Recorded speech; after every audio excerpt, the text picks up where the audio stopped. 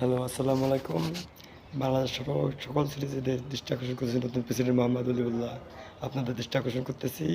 আমি এখন জজ কোর্টের ভিতরে আছি। এখানে আমি আমার কাগজ জমা দিয়ে চলে যাচ্ছি। হ্যাঁ, এবং পুলিশ, আর্মি, র্যাব যারা আছেন তারা সবাই আমার আন্ডারে কাজ করেন। ডক্টর ইউনূসরে এক রাত্রি সমন্বয়ক বানায় আমি সেদিকে বসে যেতাম চেয়ারে। এসে আমারে না বসতে দিয়ে সমন্বয়ক দুর্নীতি করে চেটেপুটে শেখ হাসিনা যাওয়ার পর যেগুলো চেটেপুটে যেটুকু ছিল ওইটুকু চেটেপুটে খাওয়ার জন্যে, ঠিক আছে?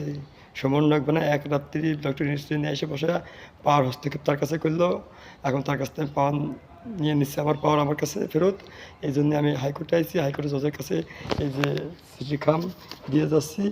এরপরে যদি আমার কিছু হয়ে যায়, বাংলাদেশের হাইকোর্টের জজ এর দায়ভার। হাইকোর্টের জজ দায়ভার। বাংলাদেশের পুলিশ প্রশাসনের কাছে প্রত্যেকটা থানায় যায় যে খাম দিয়েছে এরকম, এবং হাইকোর্টেও এসে দিয়ে গেলাম। হাইকোর্ট দেখেন, নির্মম পরিবেশ আমাদের বাংলাদেশ।